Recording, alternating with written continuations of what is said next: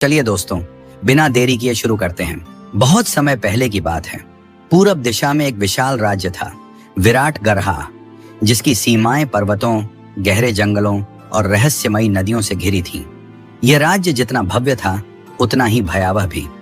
वहां का शासक महाराज वीरकेतु एक अत्याचारी और निर्दयी राजा था, जिसकी तलवार पर प्रजा के आंसू और रक्त दोनों सूख चुके थे। वीरकेतु ने सिंहासन तक पहुंचने के लिए अपने ही भाइयों का वध किया था। उसे केवल शक्ति चाहिए थी, अपार, असीम और अमरता की शक्ति। लेकिन वह शक्ति उसे किसी युद्ध में नहीं, किसी रहस्य में मिलने वाली थी। वीरकेतु को एक भविष्यवाणी का ज्ञान था, जो बचपन में एक अज्ञात साधु ने उसके कानों में कही थी। तू जिस शक्ति की लालसा करता है, वह तुझे एक स्त्री दिलाएगी जो तेरे ही महल में जन्म लेगी, पर उसी के हाथों तेरा विनाश भी लिखा होगा। राजा ने तब हंसकर कहा था, अगर मेरा विनाश भी ऐसा सौंदर्य करे तो मैं उसे भी गले लगाऊंगा। लेकिन वक्त बीतने के साथ वह भविष्यवाणी उसके हृदय में भय की तरह जमने लगी। राजा की रानी महारानी रुद्रलेखा एक शांत, सौम्य और रहस्यमयी स्त्री थी, जो दिन में एक आदर्श रानी थी, लेकिन रात्रि में अपने कक्ष के भीतर कुछ गूढ़ मंत्रों और अग्नि यज्ञों में लीन पाई जाती थी। कहते हैं वह देवलोक की एक अप्सरा की वंशज थी, एक ऐसी स्त्री जिसकी आत्मा कभी पूर्णतः पृथ्वी से जुड़ी नहीं। उनकी पुत्री राजकुमारी मालिनी जन्म से ही असामान्य थी। उसकी आंखें नीले आकाश की तरह चमकती थीं और उसकी छाया कभी स्थिर नहीं रहती थी। जब वह रोती तो फूल मुरझा जाते और जब वह हंसती तो हवाओं में अजीब गूंज उठती। राज्य के साधारण लोग उसे देवी समझते थे, लेकिन राजा के मन में एक अदृश्य भय घर कर गया था। इन्हीं दिनों एक रहस्यमयी साधु ने राज्य में प्रवेश किया। उसका नाम था महात्मा वृत्यनंद। वह एक तपस्वी था, पर उसकी आंखों में ऐसा ज्ञान था जैसे उसने युगों की यात्रा की हो।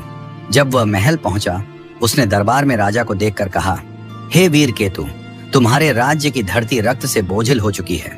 वह समय आ गया है जब पुरानी भविष्यवाणियां जागेंगी और सत्य खुद चलकर तेरे महल की देहरी पर आएगा। राजा हंसा, तू भी उन्हीं पागल साधुओं में से है जो भाग्य की रेखाएं देखते हैं। साधु ने शांत स्वर में उत्तर दिया, नहीं महाराज, मैं वो हूं जो रेखाओं के बीच छिपे रहस्यों को पढ़ता हूं। तुम्हारी पुत्री की आत्मा देवलोक और नरक के बीच की डोर पर खड़ी है। यदि उसे समय रहते न रोका गया तो एक प्रलय जन्म लेगा। और उसी रात एक अदृश्य राक्षस ने पहली बार इस राज्य में कदम रखा। उसके साथ आए अंधकार ने राज्य में भय और मृत्यु की गंध फैला दी। क्या महाराज वीरकेतु अपनी ही पुत्री से भयभीत हैं? क्या रानी रुद्रलेखा कोई रहस्य छिपा रही है? इधर रात के तीसरे पहर का समय था। आकाश काले धुएं से ढक गया था। चांद भी जैसे किसी भय से अपनी आभा छुपा चुका था। विराटगढ़ के उत्तर में स्थित चंद्रवन, जहां से राजा अपने युद्धों की शुरुआत करता था, उसी जंगल से पहली चीख सुनाई दी।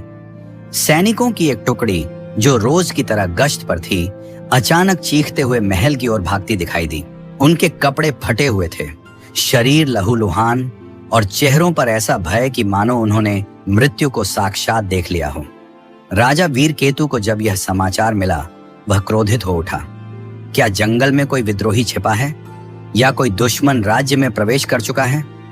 इधर सैनिकों ने कांपते हुए बताया, महाराज, न वो मनुष्य था न पशु, वो हवा में चलता था। उसकी आंखें नहीं थीं, पर हम सबको देख सकता था। और जब उसने एक सैनिक को पकड़ा तो वो जलने लगा, जैसे भीतर से आग लगी हो। दरबार में सन्नाटा छा गया। उसी समय महात्मा वृत्यनंद फिर उपस्थित हुआ। उसने कहा, वो आया है, वही राक्षस जो वर्षों से अग्निकुंड में बंद था। रानी रुद्रलेखा के एक यज्ञ से उसकी ज्वाला जाग चुकी है। ये वही है जिसके कारण भविष्यवाणी की जाती रही। राजा ने चौंक कर पूछा, क्या कह रहे हो साधु? रानी ने कोई यज्ञ किया? इधर साधु ने आंखें बंद करके उत्तर दिया, तुम्हारी रानी केवल एक स्त्री नहीं है वीरकेतु, वह एक द्वार है, दो लोकों के बीच का। और तुम्हारी पुत्री मालिनी उस द्वार की कुंजी है। यही कारण है कि जब मालिनी पैदा हुई तो आकाश गरज उठा और चंद्रमा 2 रातों तक छिपा रहा। राक्षस को बुलाने वाला कोई बाहर वाला नहीं, वो इसी महल में है। राजा का मन अब भय से भरने लगा था। वह तुरंत रानी रुद्रलेखा के कक्ष की ओर दौड़ा। इधर महल के दक्षिणी भाग में, जहां आमतौर पर कोई नहीं जाता, एक पुराना कमरा था जिसे मणिद्वीप कहा जाता था। यह वह स्थान था जहां रुद्रलेखा अक्सर अकेले समय बिताती थी। वहां एक विशाल यज्ञकुंड था और दीवारों पर अजीब चिन्ह बने हुए थे, कुछ वैदिक, कुछ अनजाने। उस रात राजा ने जब उस कक्ष में प्रवेश किया तो उसने देखा रानी अग्निकुंड के सामने बैठी है, आंखें बंद, और उसके सामने जल रही अग्नि नीली है। सामान्य अग्नि नहीं। राजा ने क्रोधित स्वर में पूछा, यह सब क्या है रानी? तुम कौन से मंत्र पढ़ रही हो? रानी ने आंखें खोली। उनमें शांति थी पर एक अजीब चमक भी। मैं वही कर रही हूं जो नियति चाहती है, वीर केतु। तुमने जो बीज सत्ता के लिए बोए थे उनकी फसल अब उगेगी और तुम्हारी पुत्री उस फसल की पहली पंखुड़ी है। राजा का चेहरा लाल हो गया। क्या तुम मेरी बेटी को किसी बलि का पात्र बनाना चाहती हो? रानी मुस्कुराई। नहीं, वह बलि नहीं है, वह स्वयं अग्नि है, जिसके प्रकट होने से राक्षस जागेगा और वह स्वयं उसका अंत करेगी, या फिर उसी का अंश बन जाएगी। राजा अब कुछ समझ नहीं पा रहा था। उसके हाथों में तलवार थी लेकिन वह हिला भी नहीं सका। तभी वह नीली अग्नि अचानक तेज हो उठी और उसके भीतर से एक परछाई बाहर निकली, लंबी, विकृत और आंखों से रहित। राजा चीखा, तलवार उठाई, पर जैसे ही उसने वार किया परछाई हवा में विलीन हो गई। रानी ने धीरे से कहा, वो तुम्हारा शत्रु नहीं है वीर केतु, वो तुम्हारा दर्पण है। तुम्हारे भीतर के पापों की परछाई। इधर उसी रात राजकुमारी मालिनी अपने कक्ष में नींद में कांप रही थी। उसके माथे पर पसीना था और होंठों पर शब्द जो वैदिक भाषा में थे, जो उसने कभी सीखे नहीं। वह स्वप्न में एक अंधेरी गुफा में थी जहां एक राक्षसी हंसी गूंज रही थी और एक स्त्री जिसकी देह स्वर्णिम थी और आंखों में जलते हुए तारे मालिनी को बुला रही थी। मालिनी, तू धरती की नहीं है, तू रुद्र की संतान है और तेरा भाग्य देवों और असुरों के बीच लिखा गया है। मालिनी ने डरकर पूछा, तुम कौन हो? वह स्त्री बोली, मैं उर्वशी हूं, देवलोक की अप्सरा, और मैं तुझे लेने आई हूं क्योंकि अब तुझे जानना होगा कि तू कौन है। स्वप्न टूटा। मालिनी की आंखें खुली और खिड़की के बाहर दूर आसमान में एक उल्का पृथ्वी की ओर गिरती दिखाई दी। इधर प्रभात की पहली किरण महल की ऊंची मीनारों से टकराकर जैसे किसी चेतावनी की घंटी बजा रही थी। राजमहल के कोनों में अब भी रात के भयावह दृश्य छिपे हुए थे। सैनिक जो बच गए थे वे खामोशी से दीवारों के साए में खड़े थे और पूरा महल असामान्य शांति में डूबा हुआ था।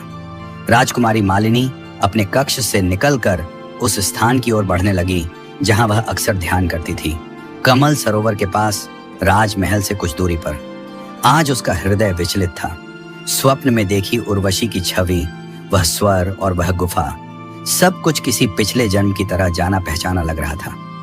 जैसे ही वह सरोवर के पास पहुंची, हवा में एक हल्की सुगंध फैल गई, चमेली और चंदन की। आकाश में अचानक बादल इकट्ठा होने लगे और फिर ठीक उसके सामने एक प्रकाश पुंज प्रकट हुआ। वह थी उर्वशी। उसका शरीर स्वर्णिम ज्योति से आवृत था।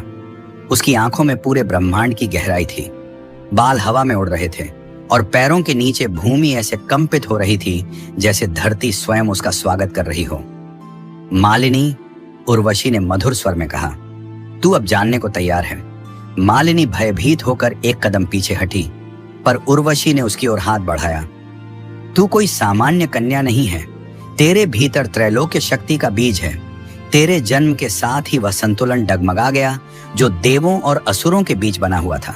क्या मैं राक्षसों से जुड़ी हूं? मालिनी ने कांपते स्वर में पूछा। नहीं, उर्वशी ने कहा, तू स्वयं एक द्वार है, एक माध्यम जिससे दोनों लोकों का संतुलन बनाया या तोड़ा जा सकता है। लेकिन वह एक क्षण रुकी। तेरी मां रुद्रलेखा, उसने तेरे जन्म से पहले देवताओं को धोखा दिया था। मालिनी स्तब्ध रह गई। क्या मां दैवी शक्तियों के विरुद्ध गई हैं? उर्वशी ने सिर हिलाया। हाँ, और इसी कारण अब कुंठासुर जाग चुका है, वही राक्षस जो काल गुहा में बंद था। अब यदि उसे रोकना है तो तुझे अपने भीतर की शक्ति को पहचानना होगा और इसके लिए तुझे स्मृति शिला तक जाना होगा। स्मृति शिला? हाँ, उर्वशी बोली, एक ऐसी चट्टान जहां हर आत्मा के पूर्व जन्म की यादें अंकित होती हैं। वहीं से तुझे तेरा असली स्वरूप झांत होगा। लेकिन उसकी आंखों में चिंता थी। उस रास्ते पर केवल एक ही व्यक्ति तुझे मार्ग दिखा सकता है, साधु वृत्यनंद, क्योंकि वह तेरा पूर्वज है। उधर राजा वीरकेतु के आदेश पर सैनिकों ने मणिद्वीप की तलाशी शुरू की। वहां एक गुप्त तहखाना मिला जहां कई ग्रंथ, ताम्रपट और कुछ विचित्र मूर्तियां रखी थीं। उनमें से एक मूर्ति पर देवनागरी में लिखा था, जब सूर्य, चंद्र और अग्नि एक रेखा में होंगे तब वह जागेगा जो न कभी मरा न कभी जन्मा। इधर राजा को अब पूरा विश्वास हो चला था कि कुछ बहुत भयावह होने वाला है। लेकिन तभी एक दूसरा रहस्य खुला। रानी रुद्रलेखा का वास्तविक नाम रुद्रजा था और वह धरती की नहीं, पाताल लोक की राजकुमारी थी, जिसे एक शर्त के तहत पृथ्वी पर भेजा गया था। वह राक्षसों की रक्त रेखा से जन्मी थी, पर उसे वचन दिया गया था कि वह देवों के हित में काम करेगी। लेकिन राजकुमारी मालिनी के जन्म के बाद उसका मन बदलने लगा। इधर तीसरे दिन जब आकाश में तीनों ग्रह, सूर्य, चंद्र और अग्नि तारे एक सीध में आए तो काल गुहा के द्वार फट गए। वहां से निकला कुंठासुर। उसका शरीर धुएं से बना था। वह हवा में तैरता नहीं, पूरा आकाश निगलता था। उसकी आंखें नहीं थीं, पर वह हर आत्मा को देख सकता था। उसकी पहली पुकार से ही उत्तर दिशा में 2 गांव जल गए और फिर उसने कहा, मैं नहीं मारता, मैं वो कर देता हूं जो मनुष्य स्वयं से छिपा रहा था। मैं उसके भीतर की हिंसा को बाहर लाता हूं। मैं केवल आईना हूं। इधर कमल सरोवर के किनारे खड़ी मालिनी के भीतर सब कुछ बदल चुका था। अब वह मासूम स्वर्ण घोष महल में पली बड़ी राजकुमारी नहीं रही थी। उर्वशी ने जो सत्य बताया वह उसके रक्त की लहरों में उतर चुका था। उसे अब जाना था बस स्मृति शिला की ओर। लेकिन यह मार्ग कोई साधारण यात्रा नहीं थी। यह यात्रा आत्मा के अंधकार में उतरने की थी। इधर उर्वशी ने उसके मस्तक पर एक दिव्य चिन्ह अंकित किया, त्रिलोक शंख। उसी क्षण उसके सामने एक अग्नि मार्ग प्रकट हुआ, जिसे केवल वही देख सकती थी जिसने भीतर की आंखें खोल ली हों। सावधान, उर्वशी ने कहा, इस मार्ग पर तुझे स्वयं से मिलना पड़ेगा, और स्वयं से मिलना मृत्यु से भी कठिन होता है। उधर उत्तर दिशा की गुफाओं में जहां अंजन पर्वत की छाया पड़ती है, वहां एक काले कंबल में लिपटा हुआ निर्वात में बैठा था वृत्यनंद। वह कोई साधारण साधु नहीं था। उसका जीवन 4 बार शुरू और समाप्त हो चुका था। 4 युगों में 4 जन्म। हर बार उसे किसी स्त्री से मोह हुआ, हर बार उसने उसे खोया और हर बार वह लौट आया साधु बनकर। इस बार वह जागा क्योंकि उसके कानों में किसी स्त्री की पुकार आई थी, वृत्यनंद, स्मृति शिला की रक्षक शक्ति जागृत हो रही है। उसने आंखें खोली और उसकी पुतलियां बिल्कुल निष्कंप थीं, जैसे काल देख रही हों। तो वह आ ही गई, त्रैलोक्य की वह बेटी जिसे मैंने 4 जन्म पहले श्राप दिया था। हाँ, मालिनी वही स्त्री थी जो कभी माया नामक योगिनी के रूप में वृत्यनंद की पत्नी रही थी, लेकिन जिसने विश्वासघात किया और उसे देवत्व से नीचे गिरा दिया। उसी का पुनर्जन्म थी मालिनी। इधर उर्वशी द्वारा बताए मार्ग पर मालिनी अकेली चलती रही। धीरे धीरे आकाश धुंधला पड़ता गया और चारों ओर राख उड़ने लगी। यह थी मृत्यु की घाटी, जहां हर यात्री को उसका सबसे भयावह डर दिखाई देता था। जैसे ही मालिनी वहां पहुंची, भूमि फटने लगी और सामने खड़ा हो गया राजा वीरकेतु, लेकिन उसकी आंखें काली थीं और हाथों में खून। मालिनी, वो चिल्लाया, मैंने तुझे पैदा ही नहीं करना चाहिए था। तू एक शाप है, एक अभिशाप। मालिनी कांप गई। ये शब्द उसी व्यक्ति के थे जिसे उसने अब तक अपने पिता के रूप में पूजा था। पीछे पलटी तो वहां उसकी मां रुद्रलेखा थी, एक नागिन की आकृति में। तेरा रक्त दानवों का है। तू मुझे जन्म देकर हमारे कुल की मृत्यु बन गई है। मालिनी भागी, चीखी, रोई, लेकिन हर दिशा में वही रूप दिखते रहे जो उसे नकारते रहे। यह माया का कुहास था जो केवल तब टूटता है जब यात्री स्वीकार करे कि संसार का हर संबंध अंततः छाया है। सत्य तो केवल आत्मा है। वह ठिठकी, आंसू पोंछे और कहा, यदि मैं अकेली हूं तो मैं ही अपनी शरण हूं। उसी क्षण घाटी का अंधकार फटा और वहां एक पत्थर खड़ा था जिसकी सतह पर कुछ चमक रहा था, स्मृति शिला। इधर जैसे ही मालिनी ने उस पर हाथ रखा, चित्र उभरने लगे। उसके पिछले जन्मों के दृश्य, एक जंगल, वह एक योगिनी थी और वृत्यनंद नामक तपस्वी को प्रलोभन में डाल रही थी। एक महल, वह एक राक्षसी थी जो देवों को छल रही थी। एक युद्ध भूमि, वह अप्सरा बनकर राक्षसों के पक्ष में नाच रही थी। और अंत में एक शाप। तेरे भीतर तीनों लोकों की आग है और तू ही अग्नि का द्वार बनेगी। मालिनी चीख उठी, उसका शरीर कांपने लगा। उसके माथे का त्रिलोक शंख जल उठा। वह चेतना खोने लगी थी, लेकिन तभी किसी ने उसे थामा। वह था साधु वृत्यानंद। मैं जानता था तू आएगी, उसने कहा। मालिनी ने कांपते स्वर में पूछा, कौन हूं मैं? वृत्यानंद ने उत्तर दिया, तू वह द्वार है जिससे ब्रह्मांड में प्रकाश या अंधकार स्थायी हो सकता है। अब तुझ पर निर्भर है, क्या तू इस शक्ति को स्वीकारेगी या फिर किसी और के हाथों में पड़कर यह संसार को नष्ट कर देगी? किसी और के हाथों? हाँ। वृत्यानंद की आंखें स्थिर हो गईं। कुंठासुर अब सीधे तुझ तक पहुंचना चाहता है और उसकी सहायता कर रही है तेरी मां रुद्रलेखा। इधर स्मृति शिला की यात्रा के बाद मालिनी को ऐसा लगा जैसे उसके भीतर कोई अग्नि सुलग रही हो। वो अग्नि जो सृष्टि को बना भी सकती थी और भस्म भी। उधर राजमहल की अंधेरी गलियों में रानी रुद्रलेखा का चेहरा शांत था, लेकिन उसकी आंखों के भीतर कोई तूफान मचल रहा था। इधर हर पूर्णिमा की रात को वह एक गुप्त सुरंग में जाती जो महल के दक्षिणी द्वार से नीचे उतरती थी। वहां एक कुंड था, अभिचार कुंड, जिसके चारों ओर राक्षसी आकृतियां उकेरी गई थी। उसने काले वस्त्र पहने, माथे पर नागमणि बांधी और रक्त से भरा कलश उस कुंड में उड़ेला। तभी धुएं में से एक आकृति उभरी। वह था कुंठासुर। कुंठासुर, रुद्रलेखा, क्या वह जाग चुकी है? रानी, धीरे। हाँ, वह अब जान चुकी है कि वह कौन है और वृत्यानंद अब उसके साथ है। कुंठासुर हंसता है। वह साधु जिसे तूने 4 जन्म पहले धोखा दिया था। यह खेल अब और दिलचस्प होगा। रानी कड़वी हंसी। अब समय आ गया है कुंठासुर, अग्नि द्वार को खोलने का और देवताओं को मिटाने का। इधर स्मृति शिला से निकलकर वृत्यानंद मालिनी को विरजांग गुफा में ले गया। यह गुफा एक विशेष स्थान पर स्थित थी जहां 3 लोकों की सीमाएं क्षीण होती थीं, मनुष्य लोक, पाताल और देवलोक। यहां समय धीमा चलता था। वर्षों की साधना एक दिन में संभव होती। वृत्यानंद ने कहा, मालिनी, तेरे भीतर की शक्ति अब प्रकट होगी, लेकिन उसे नियंत्रण में रखने के लिए तुझे स्वयं को त्यागना होगा। तू अब केवल राजकुमारी नहीं, तू त्रैलोक के द्वार की अधिष्ठात्री है। मालिनी ने तपस्या आरंभ की। उसने अपनी इंद्रियों का त्याग किया, न भोजन न निद्रा, केवल ध्यान। धीरे धीरे उसके चारों ओर रक्त ज्योतियां मंडराने लगी। उसके शरीर से लपटें उठने लगी, लेकिन वह विचलित न हुई। तभी एक दिन उसकी तपस्या के मध्य एक स्वर गूंजा, मालिनी। वह चौंकी। वह आवाज उसकी मां रुद्रलेखा की थी। इधर गुफा के बाहर रुद्रलेखा खड़ी थी, लेकिन वह वैसी नहीं दिख रही थी जैसी मालिनी ने पहले देखी थी। उसके बाल अब सांपों में बदल चुके थे, आंखें रक्तवर्ण हो चुकी थीं और उसके पीछे कुंठासुर की छाया मंडरा रही थी। मालिनी क्रोधित होकर, तुम मेरी मां नहीं हो, तुम तो कोई और हो। रानी, मैं वही हूं जिसने तुझे जन्म दिया, लेकिन अपने अतीत से तुझे बचा न सकी। तू अग्नि की संतान है मालिनी, और मैं नागलोक की अंतिम रानी। मालिनी, आंखों में आंसू। तो क्या मेरा जन्म ही विनाश के लिए हुआ था? कुंठासुर छाया से बोलता है, नहीं, तेरा जन्म सृजन के नए युग के लिए हुआ है। लेकिन पुराने देवताओं को मिटाकर मालिनी कांप गई। एक ओर उसकी मां, जो अब नागिन और राक्षसी बन चुकी थी, दूसरी ओर साधु वृत्यानंद, जो उसका रक्षक था, और तीसरी ओर उसकी अपनी आत्मा, जो द्वंद्व में फंसी थी।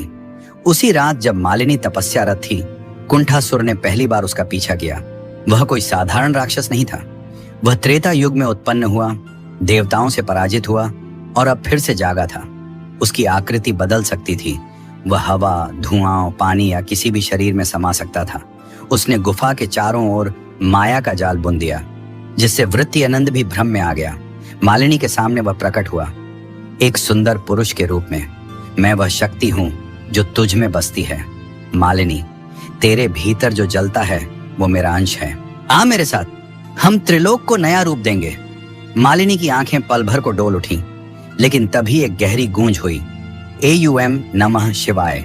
वह वृत्यानंद का जप था, जिसने कुंठासुर की माया को भेद दिया। गुफा जल उठी और कुंठासुर की असली रूप बाहर आ गया।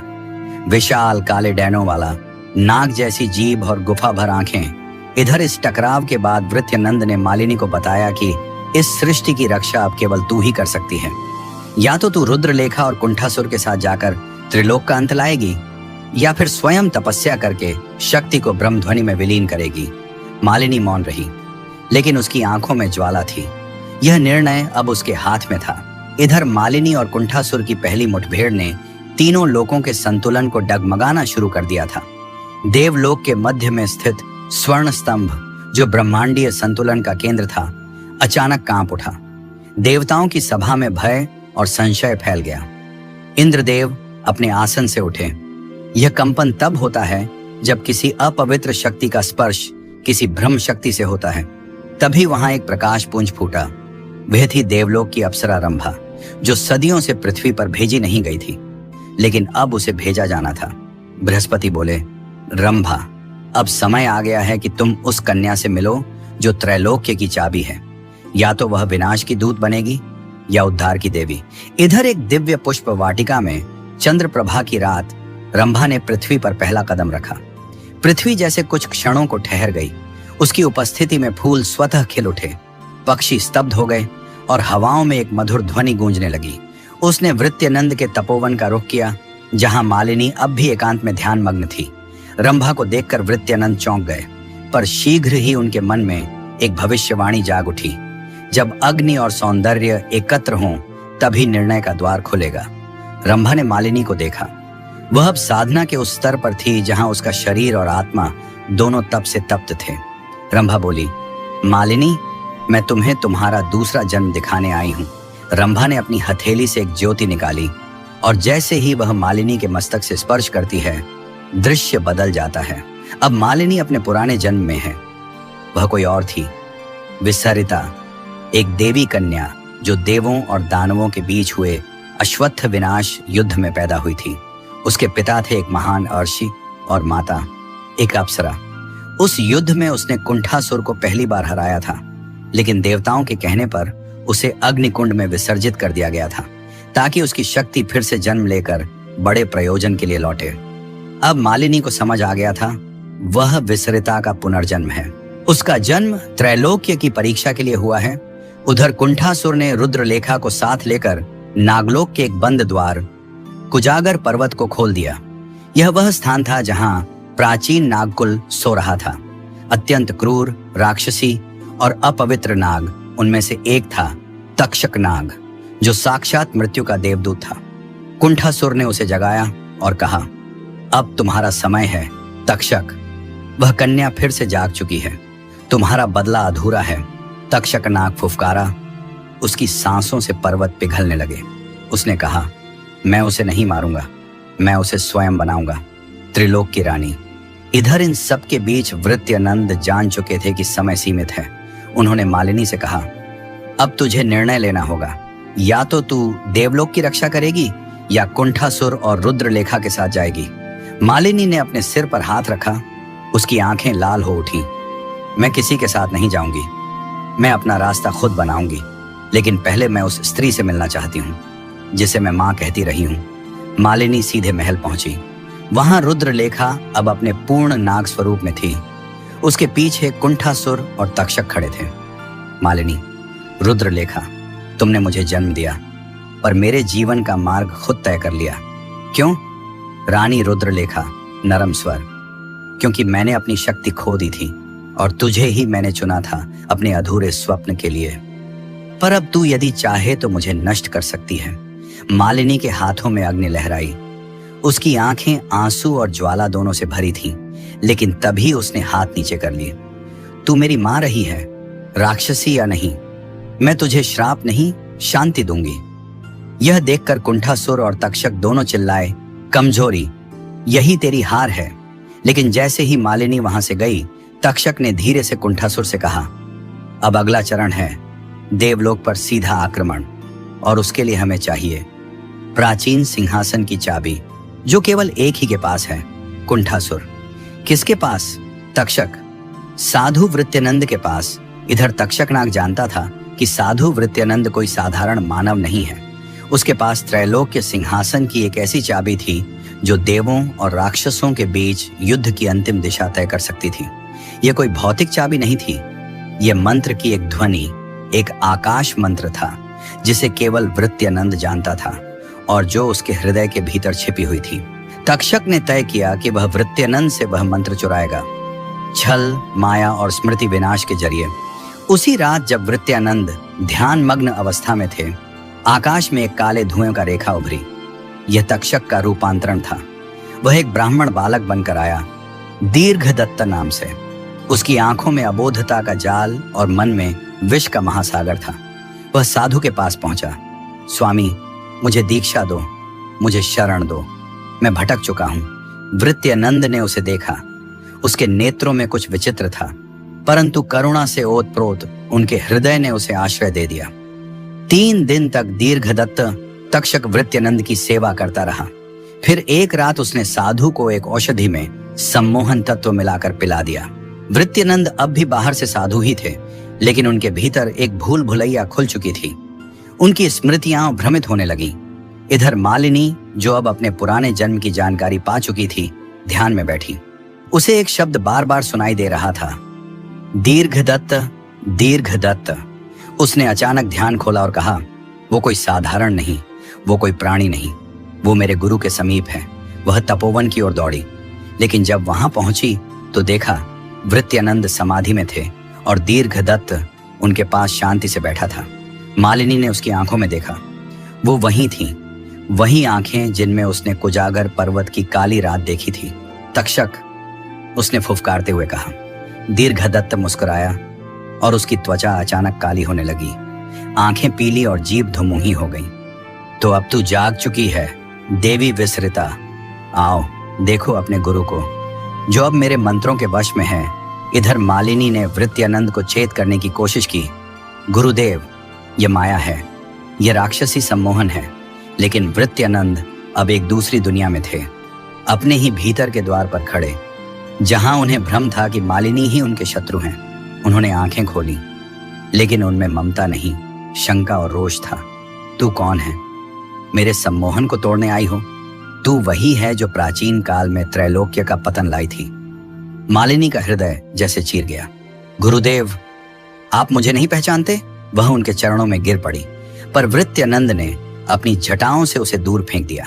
तक्षक हंसा। अब तू देख देवी, तेरे पास शक्ति है, पर तू अकेली है। तेरे अपने तुझे अब पहचानते नहीं, यही मेरी जीत है। लेकिन तभी मालिनी के नेत्रों से आंसू नहीं, अग्नि टपकी।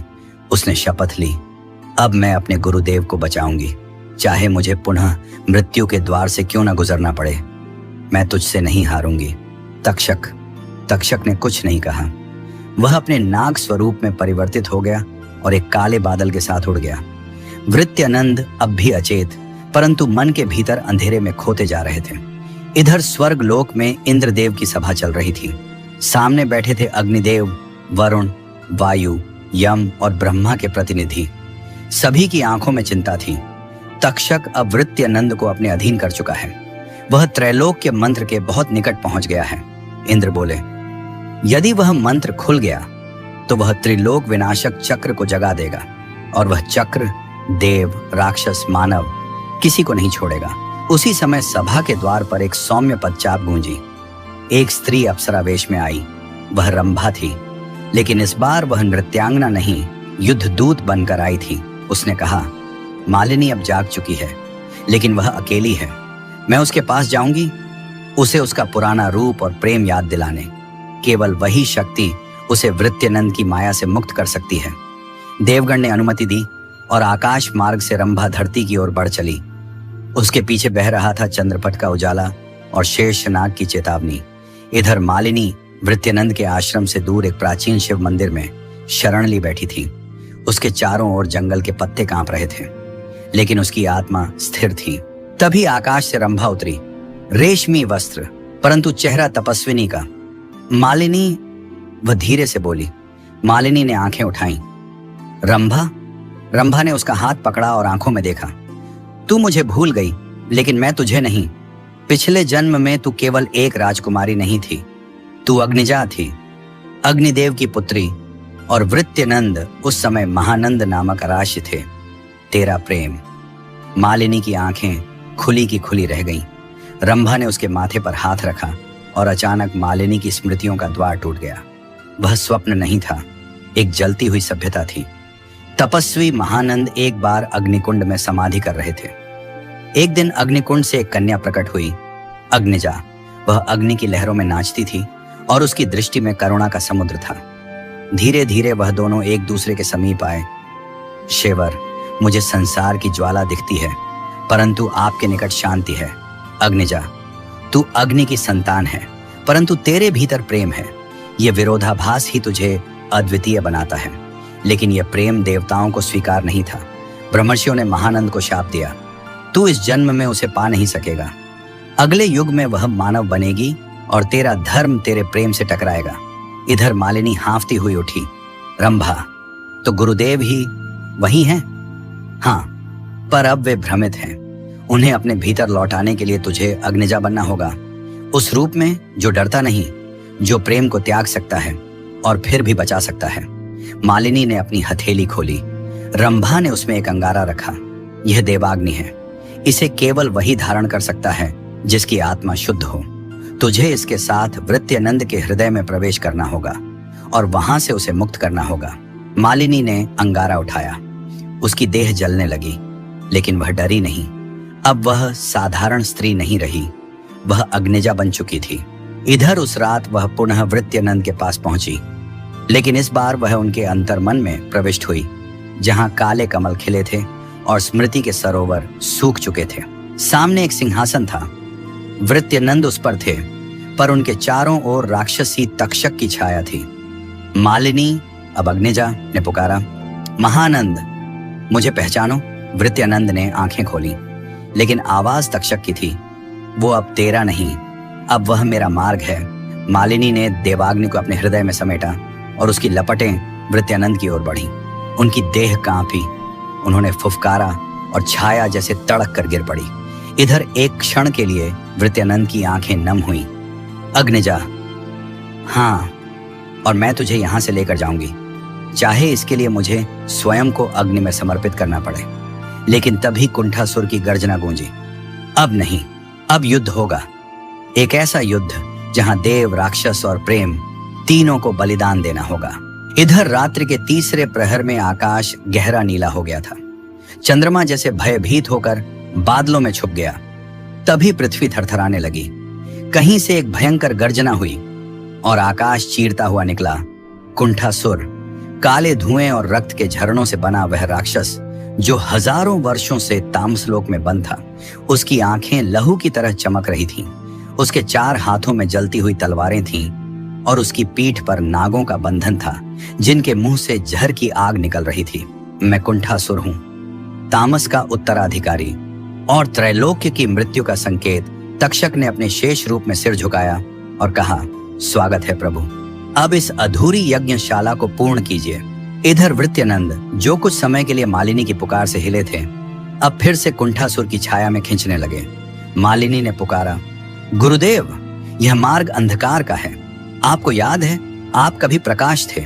लेकिन वृत्यनंद की आंखें अब शून्य थीं, जैसे उनकी आत्मा को किसी ने सील कर दिया हो। उन्होंने धीरे से कहा, प्रेम भ्रम है अग्निजा, तामस मार्ग ही शाश्वत है। मैं अब महानंद नहीं, मैं केवल श्रृंगक हूं, कुंठासुर का वाहक। मालिनी के भीतर की अग्नि कांपी। वह जानती थी अब केवल एक ही मार्ग बचा है, देवचक्र का प्रयोग। इधर स्वर्ग में इंद्र, वरुण और वायुदेव ने देखा कि कुंठासुर जाग चुका है। तब इंद्र ने कहा, हमें देवचक्र खोलना होगा, परंतु यह तभी संभव है जब कोई अप्सरा अपना स्वरूप त्याग कर उसे जगा दे। रंभा आगे बढ़ी, मुझे अग्निजा ने जगाया, अब मेरी बारी है उसे मार्ग देने की। मैं अपना स्वरूप त्याग कर देवचक्र में विलीन हो जाऊंगी। वरुण देव ने कहा, एक बार ऐसा करोगी तो तुम अप्सरा नहीं रहोगी, मृत्यु को प्राप्त करोगी। रंभा मुस्कुराई, प्रेम में जो मृत्यु हो वह तो अमृता ही है। और रंभा ने देवचक्र में प्रवेश किया। आकाश में तेजी से बिजली कड़कने लगी। एक चक्र बना, स्वर्णिम, नील, रक्तिम, और फिर वह धरती की ओर गिरा। इधर मालिनी के सिर पर अब अग्निकुंड का तेज था। वह पृथ्वी से ऊपर उठी और उसके चारों ओर देवचक्र का आभा मंडल चमकने लगा। सामने कुंठासुर था और उसकी सेना में राक्षसों की भीड़, तक्षक के नाग और पतित आत्माएं। कुंठासुर गर्जा, तू अकेली है अग्निजा, और मैं एक महासेना हूं। मालिनी बोली, मैं अकेली नहीं, मैं रंभा की आखिरी प्रार्थना हूं। और अग्नि की अंतिम लपट, और फिर युद्ध शुरू हुआ। देव चक्र से निकली किरणें कुंठासुर की सेना को जलाने लगीं। अग्निजा के हर कदम पर पृथ्वी कांपती और उसकी दृष्टि जहां जाती वहां प्रकाश हो जाता। कुंठासुर और मालिनी के बीच महासंघर्ष हुआ, तामस और अग्नि का, भूत और भविष्य का, अंधकार और प्रेम का।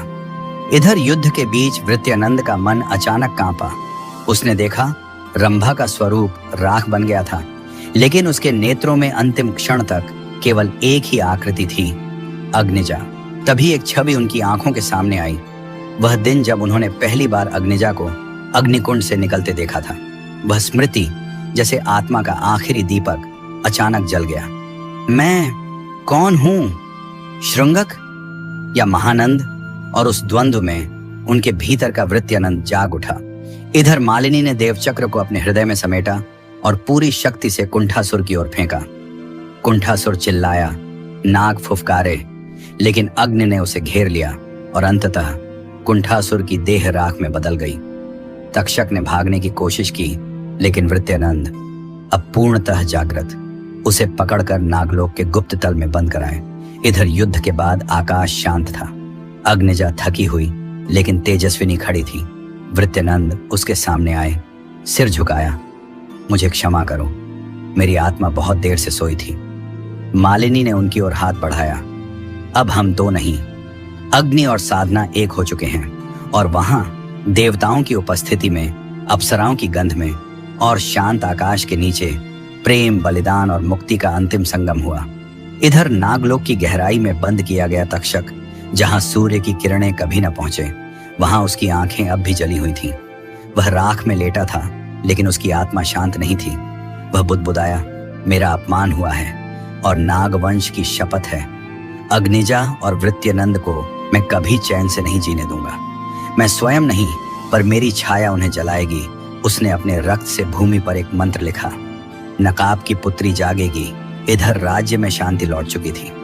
वृत्यानंद अब महल के सबसे गुप्त कक्ष में एक तपश्चर्या में लीन थे और अग्निजा, मालिनी एक नई ऊर्जा के साथ राजकाज संभाल रही थी। लेकिन अचानक उसके शरीर में कंपन शुरू हुआ। रात्रि के एकांत में जब वह अपने कमरे में बैठी थी, एक गूंजती सी आवाज आई, तू माता बनने वाली है अग्निजा, पर यह शिशु स्वर्ग का नहीं है, वह तामस का उत्तराधिकारी है। मालिनी कांप गई। नहीं, यह कैसे हो सकता है? मैंने तो केवल अग्नि को छुआ है। लेकिन उसका शरीर बोल रहा था, वह सच बोल रहा था।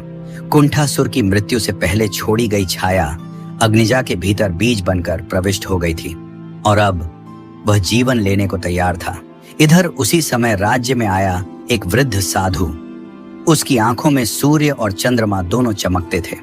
वह सीधा महल पहुंचा और बोला, राज्य की रानी सुने, आपके गर्भ में जो पल रहा है वह प्रकाश का नहीं, वह अंधकार का उत्तराधिकारी है। अगर वह जन्मा तो अग्नि स्वयं विलीन हो जाएगी, उसे रोको या युग भस्म हो जाएगा। वृत्यानंद भीतर से बाहर आए, नहीं, यह मेरा और अग्निजा का संतान है, वह कोई राक्षस नहीं बन सकता। साधु बोला, प्रेम अंधा कर सकता है, लेकिन ब्रह्मांड नियम से चलता है और इस नियम में कोई अपवाद नहीं। इधर स्वर्ग में हलचल मच चुकी थी। अप्सरा उर्वशी, जो कभी रंभा की सहचरी थी, पृथ्वी पर आई और अग्निजा से मिली।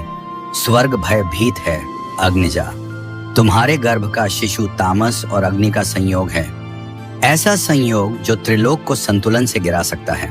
तुम्हें त्याग करना होगा अपने रक्त का। मालिनी ने कहा, मैं मां बनने जा रही हूं और तुम मुझसे कहती हो कि मैं उसे नष्ट कर दूं? यह कैसा अन्याय है? उर्वशी की आंखों से आंसू निकले। यह अन्याय नहीं, यह ब्रह्मांड की रक्षा है। इधर एक रात मालिनी ने सपना देखा, एक बच्चा अंधेरे में लिपटा हुआ उसके सामने खड़ा है। उसकी आंखें लहू की थीं, लेकिन वह मुस्कुरा रहा था। मां, मैं आऊंगा, लेकिन आप मुझे नकारेंगी, फिर भी मैं आऊंगा और मैं अकेला नहीं होऊंगा, मैं अपने साथ लाऊंगा तामस के 4 योद्धा। मालिनी की आंख खुल गई, पसीना पसीना हो चुकी थी। इधर अब महल 2 हिस्सों में बंट गया था।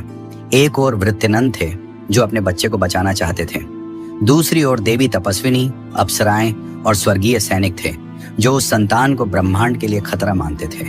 महान सभा बुलाई गई। वहां सबने कहा, अग्निजा, निर्णय तुम्हारा होगा। क्या तुम इस गर्भ को त्यागोगी या त्रिलोक का युद्ध सहोगी? मालिनी ने आकाश की ओर देखा, फिर उसने आंखें बंद की और कहा, यदि यह जीवन अंधकार है तो मैं प्रकाश की तरह उसका स्वागत करूंगी। युद्ध हो तो हो, लेकिन मैं मां हूं, मैं अपने शिशु को त्याग नहीं सकती। और उसी क्षण दूर किसी गुफा में तक्षक हंसा। इधर अग्निजा की देह तपने लगी थी। हर रात उसका शरीर पसीने से तर हो जाता और सुबह जब वह उठती तो उसके कमरे की दीवारें काली राख से ढकी होती। राजवैद्य जब उसकी नाड़ी देखता तो भय से कांप जाता। उस गर्भ में कोई साधारण जीव नहीं था, वह जीवन से अधिक एक तत्व था। वृत्यनंद अब चुप हो गया था। उसने खुद को एकांत में बंद कर लिया और केवल मौन में तप करता रहा। शायद वो जानता था कि आने वाला समय प्रेम और सत्य दोनों की परीक्षा लेने वाला है। उधर तक्षक ने रचा एक भयानक षड्यंत्र। उसने तामस के पहले रक्षक को पुकारा, चतुर्मुख राक्षस, जिसके चारों मुंह अलग अलग दिशाओं में शाप उगलते थे। वह अग्निजा के गर्भ में पल रहे शिशु की रक्षा नहीं, बल्कि उसके माध्यम से त्रिलोक पर अधिकार चाहता था। रात के तीसरे प्रहर जब महल गहरी नींद में था, चतुर्मुख एक काली आंधी बनकर महल की दीवारों में प्रवेश कर गया। उसके आने से कमरों की दीवारें छटकने लगीं और एक एक दीपक अपने आप बुझ गया। उसने अग्निजा के बिस्तर के पास खड़े होकर फुफकारा, जाग मां, तेरा पुत्र मेरा वाहन बनेगा। हम सब उसमें समा जाएंगे और तेरे निर्णय से सृष्टि विलीन होगी। लेकिन तभी महल के प्राचीन मंदिर में बैठे वृत्यनंद ने अपनी तप शक्ति से उस उपस्थिति को महसूस कर लिया। उसकी आंखों से अग्नि की रेखा निकली और वह क्षण भर में अग्निजा के कक्ष में प्रकट हो गया। चतुर्मुख, वृत्यनंद गरजा, तेरी चालें यहां नहीं चलेंगी। अग्निजा और उसका गर्भ सुरक्षित रहेगा। दोनों के बीच भीषण युद्ध हुआ। चतुर्मुख की जिह्वाएं मंत्रों को विकृत कर रही थीं, लेकिन वृत्यनंद के तपोबल के आगे वह अधिक देर टिक नहीं पाया। पर जाते जाते वह कह गया, ये तो सिर्फ प्रथम चेतावनी थी, अगली बार तुम्हारा पुत्र खुद मुझे पुकारेगा। इधर सुबह होते ही अग्निजा ने अपने कमरे में वृत्यनंद को बैठा पाया। उसकी आंखें लाल थीं, होंठ मौन। क्या तुम मुझसे कुछ छिपा रहे हो? उसने पूछा। वृत्यनंद ने कहा, हाँ, लेकिन अब नहीं। तुम्हारा गर्भ दिव्य है, पर उसमें प्रवेश पा चुकी है एक तामसी छाया। यह शिशु न पूर्ण प्रकाश है न पूर्ण अंधकार। वह संतुलन की अंतिम कड़ी है। अगर कोई पक्ष हावी हुआ तो त्रिलोक डगमगा जाएगा। मालिनी, अग्निजा फक पड़ी। क्या मां बनना भी एक युद्ध बन गया है? उसी दिन आकाश में एक स्वर्णिम द्वार खुला। देव गुरु बृहस्पति स्वयं पृथ्वी पर आए, साथ में इंद्र की आज्ञा। अगर तुम इस संतान को जन्म देती हो तो तुम्हें और इस शिशु को पृथ्वी त्यागनी होगी। यह निर्णय तुम्हारा है। या तो तुम देवलोक चलो या इस पृथ्वी से मिट जाओ। मालिनी शांत रही। फिर उसने एक वाक्य कहा, मैं अपनी मिट्टी नहीं छोड़ूंगी। जो होना है यही होगा। यही मेरी भूमि है, यही मेरी देह। मैं यहां जन्म दूंगी, चाहे वह जीवन हो या मृत्यु। बृहस्पति चले गए, लेकिन उनका चेहरा बुझा हुआ था। इधर फाल्गुन की अमावस्या थी। आकाश में कोई तारा नहीं था। हवाएं भी रुक गई थीं। जंगल के पशु भागने लगे थे और महल के पास की नदियों का जल उल्टा बहने लगा था। रात के तीसरे पहर अग्निजा को पीड़ा शुरू हुई, लेकिन इस बार कोई स्त्री पास नहीं आई। सब भयभीत थीं। केवल वृत्यनंद उसका हाथ पकड़कर बैठा रहा। फिर ठीक मध्य रात्रि को एक भयावह चीख के साथ अग्निजा ने एक शिशु को जन्म दिया। लेकिन वह शिशु रोया नहीं, वह हंसा। उसकी आंखें गहरे नील और लाल के बीच चमक रही थीं। उसके शरीर पर आग की लपटें लिपटी थीं, लेकिन वो खुद शांत था। और तभी महल के शिखर से लेकर धरती की नींव तक एक गूंज हुई, मैं आ गया हूं, अब निर्णय तुम्हारा है। इधर राजमहल के भीतर अब उस शिशु की उपस्थिति किसी रहस्य से कम नहीं थी। अग्निजा उसे नजर भर देखती, लेकिन कहीं ना कहीं एक भय भी उसके भीतर घुलता चला जा रहा था।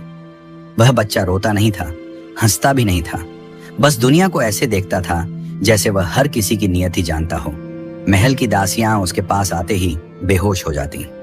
पक्षी महल की छतों पर आकर तड़प कर गिरने लगे थे। कभी कभी रात के तीसरे प्रहर उसकी आंखों से नीली लपटें निकलती थीं, जो हवा में किसी अदृश्य आकृति को लिखती थीं। वृत्यानंद अब उसे नीरव कहने लगे थे, जो शांत है पर भीतर प्रलय लिए बैठा है। इधर एक दिन नीरव ने महल के एक वृद्ध रक्षक को देर तक देखा। उस रक्षक ने जब उसके नजदीक जाकर नमन किया तो उसकी आंखें पल भर में सफेद हो गईं। वह बोल नहीं पा रहा था, देख नहीं पा रहा था। उसका मानसिक संतुलन जैसे खींचकर बाहर निकाल लिया गया हो। सब डर गए। अग्निजा नीरव को अपनी गोद में लेकर रोने लगी, लेकिन बालक की आंखें अब भी खाली थीं। वह किसी और देख रहा था, किसी ऐसी छाया को जिसे कोई और देख नहीं पा रहा था। इधर महल से दूर एक वन था, विलीन वन। यह वन सदियों से निर्जन था, पर अब वहां एक बूढ़ा तपस्वी जा बैठा था, जो दिन रात केवल एक ही मंत्र जपता, न भूतो न भविष्यति, केवल वर्तमान सत्य है और वही मेरी प्रतीक्षा कर रहा है। उसका नाम था अर्षि आरण्यक। वह अर्षि कोई साधारण नहीं था, कभी ब्रह्मा के शाप से पृथ्वी पर भेजा गया था। उसने भविष्य देखा था और उसी भविष्य में इस बालक को आते देखा था। वह जानता था कि नीरव अंधकार और प्रकाश का अंतिम द्वंद्व लेकर आया है और एक दिन यही बालक उसे ढूंढेगा या शायद उसका अंत करेगा। इधर देवलोक में भी हलचल मच चुकी थी। इंद्र, बृहस्पति, वरुण और यम सब एकत्रित हुए। बृहस्पति बोले, वह बालक अब चेतना पकड़ रहा है, उसका मौन ही भविष्य की भाषा बन सकता है। यदि वह अंधकार की ओर गया तो देवलोक भी नष्ट होगा। यम बोले, परंतु उसके जन्म का निर्णय अग्निजा ने लिया था, एक मानव स्त्री ने। तो क्या त्रिलोक अब उसकी मर्जी पर चलेगा? इंद्र चिंतित थे पर क्रोधित भी। हमें किसी को भेजना होगा, कोई ऐसा जो मानव रूप में उसके समीप जाए और उसकी नियति मोड़ सके। तय हुआ, एक अप्सरा भेजी जाएगी, एक ऐसी जो मन को बांधे, हृदय को छू ले, जो उस बालक के भीतर चल रहे तूफान में करुणा का दीप जला सके। इधर देवलोक की सबसे रहस्यमयी अप्सरा नंदिका को आदेश मिला। वह नृत्य नहीं करती थी, वह अपनी नजरों से मन को पढ़ लेती थी। कहा जाता था कि उसका स्पर्श किसी के भीतर छिपे अतीत को सामने ला देता है। वह अब एक साधारण राजदासी बनकर महल में आई नीरव के पास। पहली बार नीरव ने किसी की ओर आंख भरकर देखा। उसकी आंखें चमकी, लेकिन नीली नहीं। इस बार वो आंखें मानो नम हो गई थीं। नंदिका ने उसकी ओर झुककर कहा, तू कौन है ये तू भी नहीं जानता, लेकिन मैं जानती हूं तू त्रिलोक का उत्तर है, और उत्तर को समझने के लिए प्रश्न बनना पड़ता है। इधर उस रात जब आकाश पर ग्रहण छा रहा था और हवाओं में राख उड़ रही थी, नीरव ने पहली बार अपनी मां अग्निजा की ओर देखा और मुंह खोला। उसने एक ही शब्द कहा, आरण्यक। वह शब्द इतना गूंजदार था कि महल की दीवारें थर्रा उठी। वृत्यानंद तप से उठ खड़ा हुआ और नंदिका की आंखों से आंसू बहने लगे। अर्षि आरण्यक के तपोवन की अग्नि उसी क्षण भभक उठी। वह जान गया, नीरव अब आ रहा है। इधर विलीन वन के भीतर, जहां न पेड़ों की छाया में चैन है न पक्षियों की चहचहाहट, वहीं अर्षि आरण्यक ने अग्नि की 3 लपटों के मध्य बैठे हुए अपने सामने जलती जटाओं में देखा। तक्षक लौट आया है। वह अब न केवल देवलोक को बल्कि धरती के चारों कोनों को घसना चाहता है, और वह इस बार अकेला नहीं है। उसकी चेतना को एक दृश्य छू गया। राजमहल के सिंहासन कक्ष में एक विकराल छाया तांडव कर रही थी और वृत्यानंद मूर्छित पड़ा था। उस दिन राजमहल में कोई उत्सव नहीं था, फिर भी पूरे आकाश में बादलों की गड़गड़ाहट थी। राजा वृत्यानंद, जो एक समय में रणभूमि का भयावह योद्धा था, अब एक वृद्ध हो चुका था, लेकिन भीतर अब भी आग शेष थी। रात्रि के तीसरे प्रहर वह अपने कक्ष से निकला, क्योंकि किसी ने उसके कान में कहा था, नीरव अब तक्षक की संतान है। राजा कांप उठा। वह सीधे सिंहासन कक्ष की ओर गया, जहां सब कुछ वैसा ही दिख रहा था जैसा हर रात। लेकिन जैसे ही उसने सिंहासन को छूने की कोशिश की, एक काली धुएं जैसी आकृति वहां से निकली और उसके चारों ओर घूमने लगी। तूने अग्निजा से प्रेम किया, पर उसकी आत्मा को नहीं पहचाना। उसने जो जन्म दिया है वही तेरा विनाश है। राजा की आंखें पल भर को सफेद हो गईं। फिर वह जमीन पर गिर पड़ा। उधर एक पर्वतीय गुफा में, जहां अतीत के राक्षसों की आत्माएं भटकती थीं, वहीं तक्षक अब पुनर्जन्म ले चुका था। तक्षक जो देवलोक से निष्कासित हुआ था, अप्सराओं को अपने वश में करता था और सुरों की आत्माओं को विष से जलाकर आत्मसात कर चुका था, अब लौट आया था। वह कोई साधारण राक्षस नहीं था। उसका शरीर अब मांस और रक्त से नहीं, बल्कि पूर्वजों की अस्थियों और अपवित्र मंत्रों से बना था। उसके साथ था एक और रहस्यमय योद्धा जो छाया बनकर चलता था और जिसका नाम किसी को नहीं पता। इधर अप्सरा नंदिका जो नीरव की देखभाल कर रही थी, दरअसल कोई साधारण अप्सरा नहीं थी। वह स्वयं इंद्र की एक मनोछाया थी जिसे भेजा गया था केवल एक उद्देश्य से। यदि नीरव राक्षसी तत्व लेकर आया है तो उसे उसी के प्रेम से बांधा जाए और जब जरूरत पड़े मारा जाए। लेकिन नंदिका अब उलझ गई थी, क्योंकि नीरव के भीतर उसे अंधकार नहीं दिखता था, बल्कि उसे दिखती थी एक पीड़ा, एक ऐसी आत्मा जो जन्म से ही संसार का बोझ लिए हुए है। आरण्यक अब अपने तप को विराम देता है और स्वयं महल की ओर चल पड़ता है। वह जानता है समय कम है। महल में प्रवेश करते ही उसकी नजर नीरव से टकराई।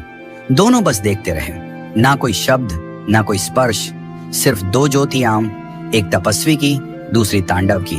नीरव धीरे से आरण्यक की ओर बढ़ा और उसके हाथों को पकड़ लिया।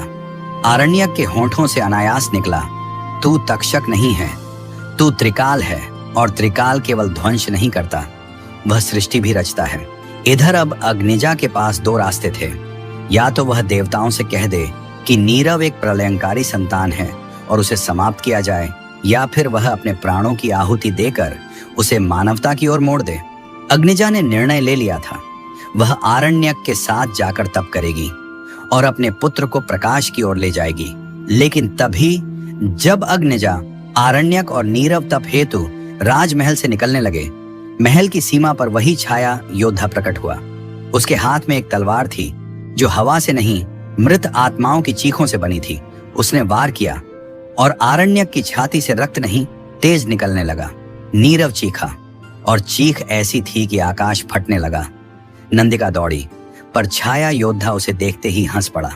अप्सरा, तू चाहती है प्रेम, तो चल उसे मेरी दुनिया में महसूस करवा दूं। और वह दोनों को उठाकर अंतरिक्ष की ओर उड़ गया। अब नीरव अकेला था। इधर नंदिका की चेतना लौटते ही उसे एहसास हुआ कि वह अब किसी और लोक में है। वहां न दिन था न रात, केवल धुंध और कराहें। वो एक वीरान नगरी थी जहां महलों की जगह अधजली आत्माएं थीं और तालाबों में जल की जगह काले धुएं की लहरें। ये कौन सी जगह है? उसने डरते हुए पूछा। एक छाया उस धुंध से निकली, वही योद्धा जो उसे ले आया था। उसकी आंखें नहीं थीं, बस दो जलती हुई चिंगारियां थीं। यह छाया लोक है जहां न प्रेम होता है न घृणा, केवल इच्छा होती है। नंदिका कांप गई। एक अप्सरा जिसने देवलोक में प्रेम की झीलों में नृत्य किया था, अब वहां थी जहां नृत्य की कोई ध्वनि नहीं थी, केवल तड़प थी। नंदिका कोई साधारण अप्सरा नहीं थी। देवताओं ने उसे नीरव के पास केवल इसलिए नहीं भेजा था कि वह उसकी रक्षा करे। वह दरअसल इंद्र की आत्मा का एक खंड थी जिसे श्राप मिला था। जिसे तू प्रेम कहेगी वो तुझे नष्ट करेगा, लेकिन यदि तू उस प्रेम से ऊपर उठ गई तो मोक्ष पालेगी। ये श्राप उसे स्वयं ब्रह्मा ने दिया था। नंदिका ने कभी अपने भीतर की यह पीड़ा किसी को नहीं बताई थी, लेकिन अब छाया लोक में खड़े होकर जब हर सांस उसे अपने पूर्व जन्म की चीखें सुना रही थी तो वह टूट रही थी। इधर अब नंदिका को यह भी दिखा कि जो योद्धा उसे पकड़ कर लाया था वह स्वयं कोई पुरुष नहीं था। वह एक अदृश्य राक्षसी स्त्री थी जिसने स्वयं को वर्षों तक छाया में छुपाया। उसका नाम था मायाग्नि, एक देवकन्या जो तक्षक से प्रेम कर बैठी थी और जब अस्वीकार हुई तो छाया बन गई। मैंने अग्निजा को देखा था। मैं भी एक समय इंद्र की सभा में नृत्य करती थी, लेकिन जब मैं तक्षक को चाह बैठी तो इंद्र ने मुझे छाया बना डाला। अब मैं नंदिका तुझे वही पीड़ा दूंगी जो मैंने भोगी है। इधर नीरव अब बच्चा नहीं रहा। जब आरण्यक पर प्रहार हुआ, नीरव के भीतर का जो तेज फूटा उससे आसपास के पेड़ जल उठे। वह दौड़कर आरण्यक के पास गया और उसके हृदय से निकलता तेज अपने हाथों में ले लिया। मेरे पिता नहीं, मेरे गुरु नहीं, तू मेरा सत्व है आरण्यक। और तभी पहली बार उसके माथे पर 3 रेखाएं उभर आईं, जैसे कोई नागिन का ललाट चिन्ह हो। आरण्यक ने हौले से कहा, अब तेरी परीक्षा शुरू हुई है पुत्र। जिसे तू अप्सरा समझता है वह छाया लोक में फंसी है। यदि तू सच में प्रकाश है तो उसे उस अंधकार से निकाल कर दिखा। जब नंदिका को उठाया गया, अग्निजा को लगा मानो उसकी आत्मा का एक टुकड़ा छिन गया हो। राजमहल की एकांत रात्रि में वह मूर्छित पड़ी रही। उसने देवी कालिका का आह्वान किया, माँ तू नारी है, तू शक्ति है, तू जानती है एक माँ की पीड़ा। मुझे मेरी बहू, मेरी नंदिका वापस चाहिए। और तभी उसकी आंखों से रुधिर बहने लगा और उसी से एक रक्तलिप्त दीपक जल उठा जो सीधे छाया लोक को दिखा रहा था। देवलोक में अब यह स्पष्ट था कि कुछ बहुत गंभीर हो रहा है। इंद्र, चंद्र, वरुण सब एकत्र हुए। इंद्र का चेहरा गंभीर था। मैंने ही नंदिका को श्रापित किया था।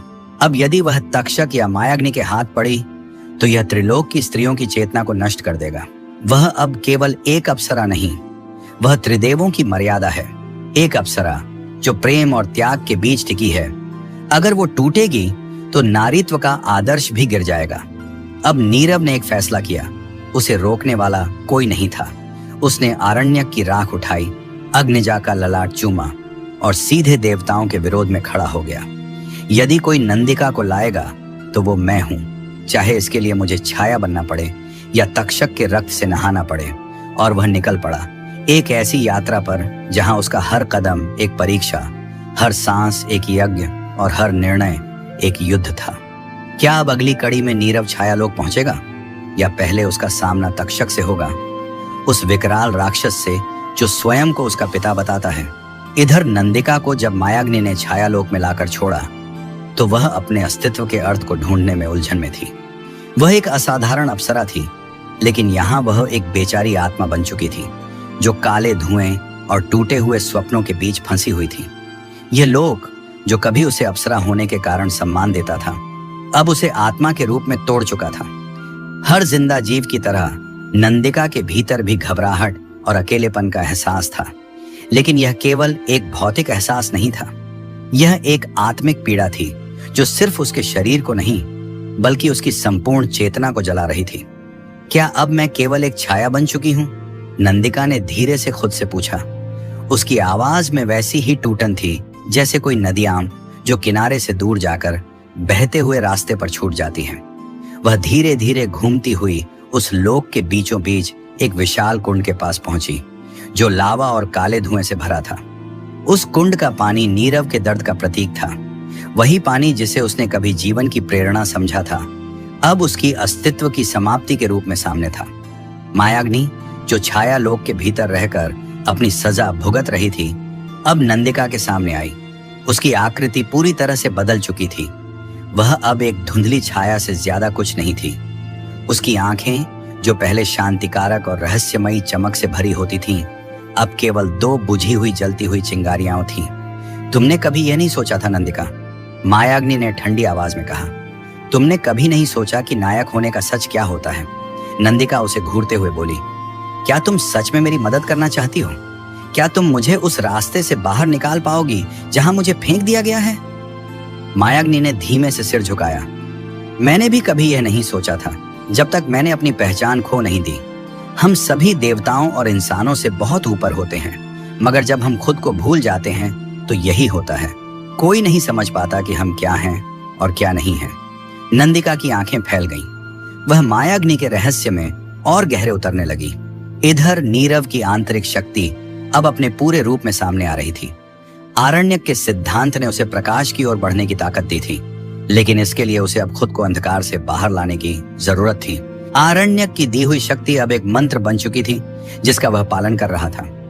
आरण्यक के शब्दों के साथ साथ वह धीरे धीरे स्वयं को समझने लगा था।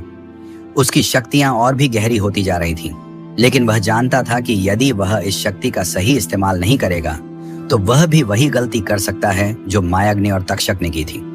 मुझे नंदिका को उस लोक से निकालना है, उसने कसम खाई, क्योंकि वह छाया लोक का हिस्सा नहीं हो सकती। उसका असली स्थान अब भी देवलोक है। उसने आरण्यक से पहले ही एक शर्त रखी थी कि उसकी हर यात्रा में उसकी मदद का रूप किसी न किसी रूप में रहेगा, लेकिन वह जानता था कि उसे मायाग्नि और तक्षक दोनों से लड़ने का साहस जुटाना होगा। नीरव ने अपनी आत्मा को पूरी तरह से एकाग्र किया और छाया लोक की ओर अपनी यात्रा शुरू कर दी।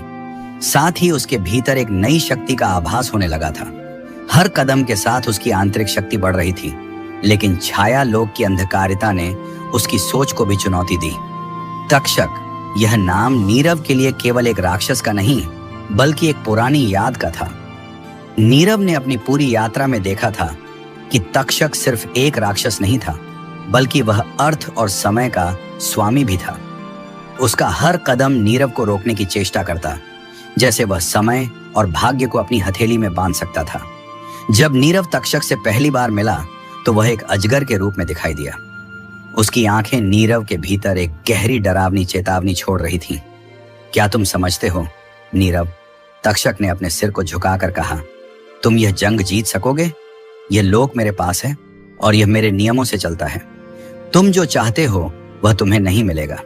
नीरव ने अपनी पूरी आंतरिक शक्ति को महसूस करते हुए जवाब दिया, मैंने खुद से वादा किया है कि मैं नंदिका को इस अंधकार से बाहर लाऊंगा। तक्षक, तुम्हारी ताकत कुछ नहीं है मेरे उद्देश्य के आगे। तक्षक ने गहरी हंसी के साथ कहा, तुम समझ नहीं पा रहे हो नीरव, यहां तुम अपनी इच्छा से नहीं बल्कि मेरे दमन से बंधे हो। अगर तुम मेरी राह पर चलोगे तो तुम भी एक अंधकार के हिस्से बन जाओगे जैसे सब बने हैं। इधर छायालोक में नंदिका के भीतर अचानक हलचल शुरू हो गई। उसकी चेतना जो पहले पूरी तरह से टूट चुकी थी, अब किसी अप्रत्याशित तरीके से पुनः जागृत हो रही थी। वह महसूस करने लगी कि उसके अंदर एक शक्ति थी जो कभी उसका हिस्सा नहीं थी, लेकिन अब उसे वह पहचानने लगी थी। वह समझ गई थी कि नीरव की यात्रा उसे केवल बाहर लाने की नहीं थी, बल्कि उसके भीतर की शक्ति को भी बाहर लाने की थी। क्या तुम सच में मेरा इंतजार कर रहे हो नीरव? नंदिका ने धीरे से खुद से पूछा। क्या वह मुझे अब भी समझता है? अब नंदिका को यह समझ आ गया कि उसकी आत्मा की लड़ाई केवल बाहरी संघर्ष नहीं थी, बल्कि यह एक आंतरिक युद्ध भी था। वह छायालोक से मुक्त हो सकती थी, लेकिन इसके लिए उसे अपने अंधकार से बाहर निकलने की शक्ति खुद में जगानी थी। इधर नीरव अब अपने लक्ष्य के करीब महसूस कर रहा था, लेकिन उसका मन असमंजस में था। छायालोक के भीतर उसने जो दृश्य देखे थे वे उसकी आत्मा में गहरे धंसे हुए थे। वह जानता था कि नंदिका का उद्धार करने के लिए उसे केवल बाहरी शक्ति नहीं बल्कि अपनी भीतरी कमजोरियों को पार करना होगा। वह चुपचाप अपने शिवलिंग के सामने बैठा और ध्यान लगाने की कोशिश करता है। उसकी आंखें बंद थीं, लेकिन उसके भीतर एक तूफान मच रहा था। उसके भीतर एक गहरी आवाज गूंज रही थी, तुम किसे बचाने आए हो? क्या तुम सच में उसे बचा सकोगे? मुझे उसे बचाना है, नीरव ने खुद से कहा। मैं उसे बचाऊंगा क्योंकि उसने मुझे कभी धोखा नहीं दिया। लेकिन उसकी आंखों में जो तनाव था वह केवल उसकी भावना की गहरी उलझन को दर्शाता था। कर्मों का बंधन जो कभी सुलझता हुआ सा लगता था, अब उसे एक अविचल रास्ता नजर आने लगा। क्या वह इस दुनिया के कर्म चक्र से बाहर निकल सकेगा? क्या उसका आत्मिक सत्य उसे अपने लक्ष्य तक पहुंचने में मदद करेगा, या फिर वह इस मार्ग में खो जाएगा?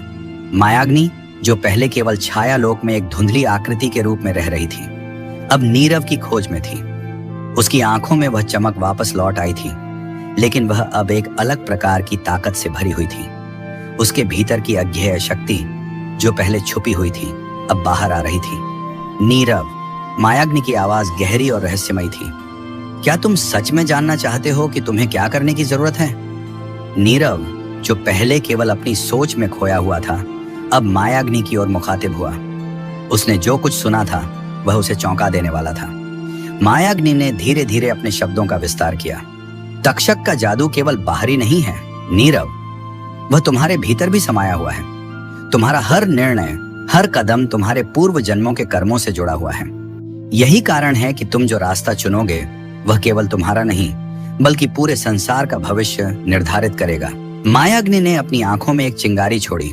तुम समझ नहीं पा रहे हो नीरव, तुम्हारी कहानी अब एक आत्मिक यात्रा से कहीं बढ़कर बन चुकी है। तक्षक जो पहले नीरव की राह का सबसे बड़ा दुश्मन था, अब एक नए रूप में उभर रहा था। उसने नीरव को अपनी राह में रुकावट डालने के लिए कई बाधाएं खड़ी कर दी थीं, लेकिन असली खतरा उसकी जादुई शक्ति से था। तक्षक के पास एक ऐसी शक्ति थी जो समय को और जीवन को बदलने की क्षमता रखती थी। वह केवल एक राक्षस नहीं था बल्कि एक जादूगर था जो अंधेरे की गहराई से निकलकर अपने मनुष्य रूप में सामने आता था। नीरव, तक्षक ने हंसते हुए कहा, क्या तुम सोचते हो कि तुम मुझे हरा सकते हो?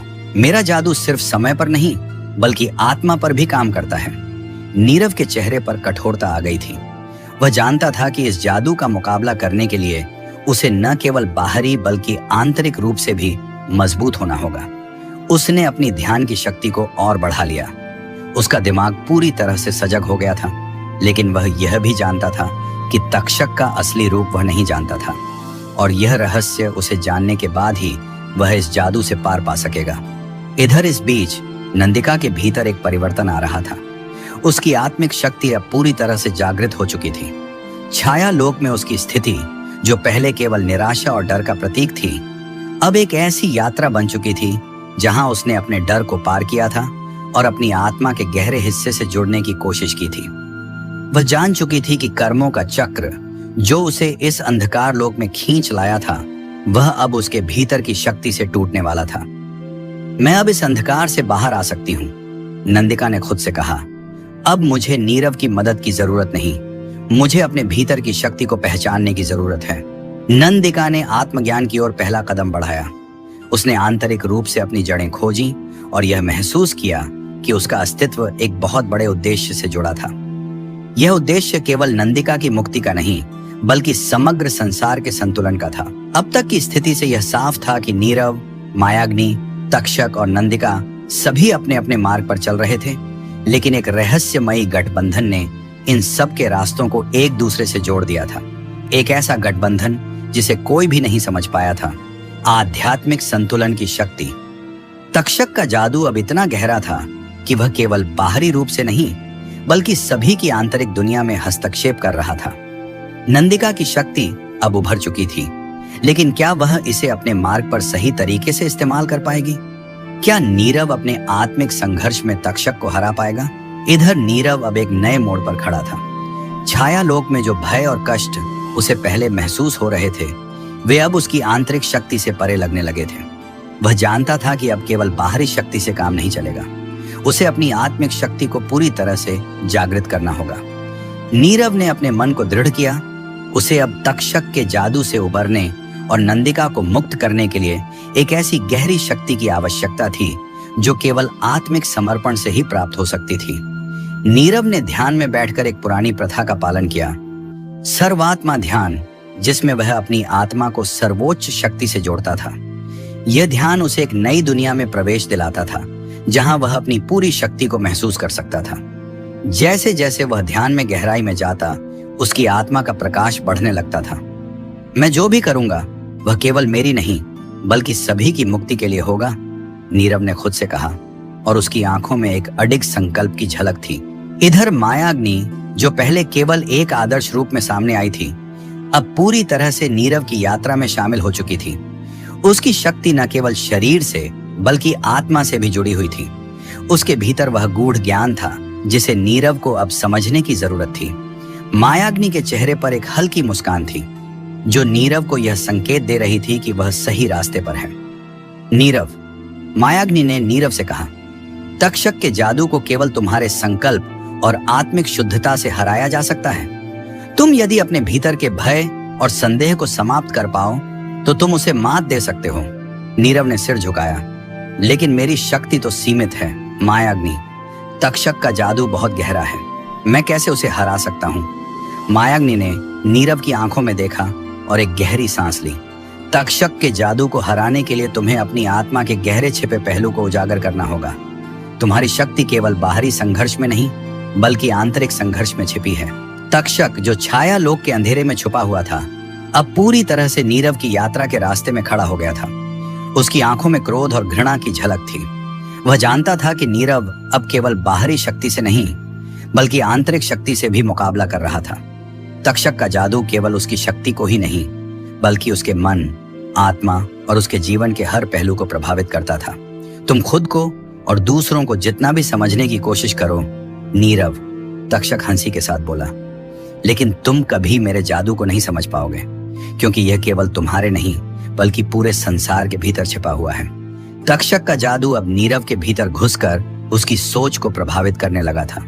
वह जानता था कि नीरव की इस मानसिक स्थिति का फायदा उठाना उसकी सबसे बड़ी ताकत होगी। तक्षक ने अपनी शक्तियों का उपयोग करके नीरव के दिमाग को उलझाने की कोशिश की, उसे भ्रमित करने और उसे अपनी आत्मिक यात्रा से दूर करने के लिए।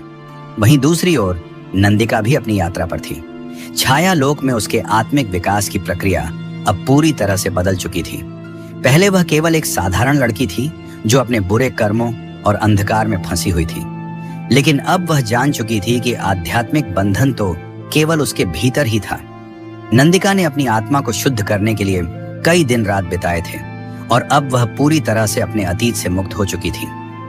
मैं अब अपने कर्मों के परिणाम से डरने वाली नहीं हूं। नंदिका ने अपनी आत्मा से कहा, अब मैं केवल अपने भविष्य के लिए लड़ने जा रही हूं। नंदिका ने अपनी शक्ति का सामना करने का निर्णय लिया। वह जानती थी कि उसे नीरव की मदद के बिना खुद अपनी राह तय करनी होगी। उसकी आत्मिक शक्ति अब पूरी तरह से जागृत हो चुकी थी और वह जानती थी कि उसका उद्देश्य केवल अपनी मुक्ति नहीं, बल्कि समाज के संतुलन को वापस लाना था। अब नीरव, मायाग्नि और नंदिका के बीच एक गहरा गठबंधन बन चुका था। तीनों के मन में एक ही उद्देश्य था, तक्षक का जादू समाप्त करना। लेकिन यह कार्य इतना सरल नहीं था। उन्हें अपनी आंतरिक शक्तियों का सही तरीके से उपयोग करना था और एकजुट होकर तक्षक की सारी योजनाओं को नष्ट करना था। हम सभी का अस्तित्व एक ही उद्देश्य के लिए है, नीरव ने कहा। हमें केवल अपनी शक्ति का सही दिशा में उपयोग करना होगा। यह गठबंधन केवल शारीरिक नहीं, बल्कि आध्यात्मिक रूप से भी एक मजबूत संबंध था। नीरव की आत्मा में आत्मविश्वास की लहर दौड़ रही थी, जबकि मायाग्नि और नंदिका की ऊर्जा एक नई दिशा में बदल चुकी थी। अब समय आ चुका था जब नीरव और तक्षक के बीच का युद्ध निर्णायक मोड़ लेने वाला था। नीरव ने अपनी शक्ति को पूरी तरह से जागृत किया और वह जानता था कि यह लड़ाई केवल बाहरी नहीं, बल्कि आंतरिक होगी। तक्षक के जादू का मुकाबला करने के लिए उसे अपनी आत्मा के गहरे हिस्से से जुड़ना होगा। तक्षक का जादू, जो हर एक व्यक्ति की आत्मा को प्रभावित करता था, अब नीरव के सामने खड़ा था। वह जानता था कि यह लड़ाई केवल एक शरीर की लड़ाई नहीं, बल्कि आत्मा की लड़ाई है। इधर नीरव अब एक ऐसी स्थिति में था जहां हर कदम उसे अपनी आत्मा की गहराई में उतरने की आवश्यकता थी। तक्षक का जादू उसके भीतर हर दिन, हर पल एक नई चुनौती के रूप में घुसपैठ कर रहा था। जैसे जैसे नीरव तक्षक के काले जादू का सामना कर रहा था, उसकी आत्मा पर एक अदृश्य दबाव बढ़ता जा रहा था। नीरव जानता था कि तक्षक के जादू को नष्ट करने के लिए केवल बाहरी शक्ति का उपयोग करना पर्याप्त नहीं था। उसे अपनी मानसिक स्थिति को पूर्ण रूप से नियंत्रण में लाना था। तक्षक का जादू केवल उसकी सोच और भावना पर असर डालता था और उसे उसी मानसिकता से बाहर आकर अपनी शक्ति को जागृत करना था। मायाग्नि की उपस्थिति उसके पास थी, जैसे एक निरंतर मार्गदर्शन। वह नीरव से कह रही थी, तक्षक का जादू तुम्हारे भीतर है। नीरव तुम्हारे आत्मविश्वास और संकल्प को तोड़ने की कोशिश कर रहा है, लेकिन तुम्हारा असली दुश्मन तक्षक नहीं, बल्कि तुम्हारा डर है। जब तक तुम अपने डर को नहीं पहचानोगे और उसे परास्त नहीं करोगे, तुम तक्षक को कभी भी हरा नहीं पाओगे। नीरव ने गहरी सांस ली और खुद से कहा, मुझे डर से बाहर निकलना होगा। मेरे भीतर जो शक्ति है वही मुझे इस जादू से बाहर निकालेगी। तक्षक जानता था कि नीरव के लिए उसकी शक्ति से बाहर निकलना आसान नहीं होगा। उसने नीरव को भ्रमित करने के लिए और भी कई नए तरीके ढूंढ निकाले थे। तक्षक ने एक और चाल चली। उसने अपने जादू से नीरव को इस तरह से उलझा दिया कि अब नीरव अपने भीतर से कुछ भयावह दृश्य देखने लगा। वह अपनी आंखों के सामने ऐसे चित्र देखता जो उसे डर और घबराहट में डुबो देते थे। उसने नीरव को एक और डर का सामना कराया, उसकी सबसे बड़ी कमजोरी। नीरव को अब यह महसूस होने लगा कि वह कभी भी अपने लक्ष्य को हासिल नहीं कर सकेगा। उसकी मानसिक स्थिति अब एक काले धुंध से ढकने लगी थी। जैसे जैसे वह अपने भय से जूझता गया, वह ज्यादा कमजोर और भ्रमित होता चला गया। लेकिन तभी नीरव की आंखों के सामने मायाग्नि का रूप आया। उसने एक तेज आवाज में कहा, नीरव, याद रखो, तुम्हारा सबसे बड़ा दुश्मन तुम्हारा डर है और इसका इलाज केवल तुम्हारे भीतर छिपी शक्ति में है। तुम जब तक अपनी आत्मा को शुद्ध नहीं करोगे, तक्षक को हराना असंभव है। वहीं दूसरी ओर नंदिका भी अपनी मुक्ति की ओर बढ़ रही थी, लेकिन उसका रास्ता भी इतना आसान नहीं था। छाया लोक के भीतर वह एकांत में बैठी हुई थी, जब अचानक उसने अपने भीतर एक आवाज सुनी, तुमसे कुछ बड़ा और रहस्यमय कार्य होने वाला है। नंदिका, तुम अपनी शक्तियों को पहचानने वाली हो, लेकिन ध्यान रखना, हर शक्ति की कीमत होती है। यह आवाज किसी की थी, लेकिन नंदिका उसे पहचान नहीं पा रही थी। वह अपने आत्मिक अनुभवों और दृश्यात्मक सपनों से धीरे धीरे समझने लगी कि उसके भीतर बहुत गहरी और अनकही शक्तियां हैं, जो उसे पहले कभी समझ में नहीं आई थी। नंदिका ने अपनी शक्ति को महसूस किया, लेकिन साथ ही उसे यह भी समझ में आया कि अब वह केवल अपनी मुक्ति नहीं, बल्कि पूरे साम्राज्य के संतुलन को बहाल करने के लिए लड़ने जा रही है। इधर मायाग्नि, जो हमेशा नीरव के साथ रही थी, अब एक और रहस्य से पर्दा उठाने वाली थी।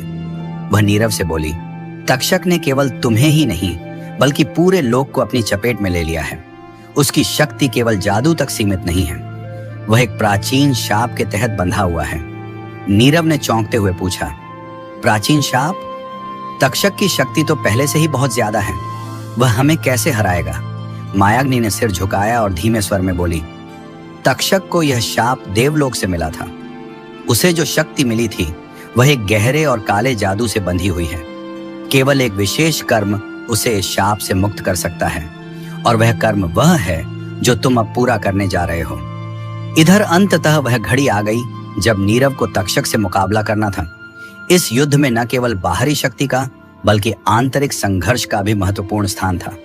तक्षक के जादू का मुकाबला करने के लिए नीरव को अपनी पूरी आत्मिक शक्ति और दृढ़ संकल्प से सामना करना था। तक्षक ने एक भयावह हंसी के साथ नीरव को चुनौती दी, तुमसे यह लड़ाई कभी नहीं जीतने वाली नीरव, क्योंकि तुम्हारे भीतर डर है और डर ही सबसे बड़ी शक्ति है। लेकिन नीरव ने एक गहरी सांस ली और अपनी आंखों को बंद किया। उसने खुद को पूरी तरह से शांत किया और अपने अंदर की शक्ति को महसूस किया। वह जानता था कि अब समय आ गया था जब उसे अपने डर से मुक्त होकर अपनी पूरी शक्ति को उजागर करना था। नीरव की आंखों में एक नई आस्था का प्रकाश था। उसकी आत्मा की शक्ति अब पूरी तरह से जागृत हो चुकी थी। जैसे ही उसने अपनी आंखें खोली, एक तेज प्रकाश का विस्फोट हुआ और तक्षक का जादू टूटने लगा। तक्षक, जो पहले आत्मविश्वास से भरा हुआ था, अब डरा हुआ महसूस करने लगा। नीरव ने उसे अपने अदृश्य शक्ति से हराया और तक्षक का जादू समाप्त हो गया। अब नीरव की मुक्ति की यात्रा पूरी हो चुकी थी, लेकिन वह जानता था कि इसके बाद भी और भी बड़े संकट और रहस्यमय घटनाएं उसके सामने आ सकती हैं।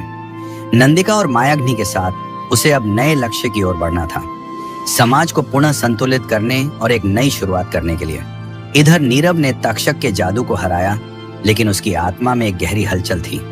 उस युद्ध में जीतने के बावजूद उसे यह महसूस हुआ कि उसने केवल बाहरी दुश्मन को हराया था, लेकिन अंदर की ताकतों से वह अब भी जूझ रहा था।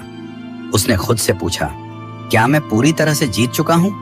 क्या मेरा संघर्ष अब समाप्त हुआ? उसकी आत्मा में जो गहरे घाव थे, उन्हें केवल बाहरी शक्ति से नहीं बल्कि आत्मनिर्माण से ही भरा जा सकता था। नीरव को अब समझ में आने लगा था कि उसकी सबसे बड़ी लड़ाई खुद से थी, आत्मिक शांति और आंतरिक बल। तक्षक के जादू का सामना करने के बाद नीरव अब आत्मनिर्माण की ओर बढ़ने के लिए तैयार था, ताकि वह एक सशक्त और स्वतंत्र व्यक्ति बन सके। तक्षक के जादू के बाद नंदिका ने महसूस किया कि अब उसे अपनी शक्तियों का पूरी तरह से उपयोग करना होगा। वह जानती थी कि उसकी भूमिका केवल अपनी मुक्ति तक सीमित नहीं है। उसके सामने एक बड़ा उद्देश्य था। वह एक नई दुनिया के निर्माण में मदद करना चाहती थी, जहां अच्छाई और सत्य का शासन हो।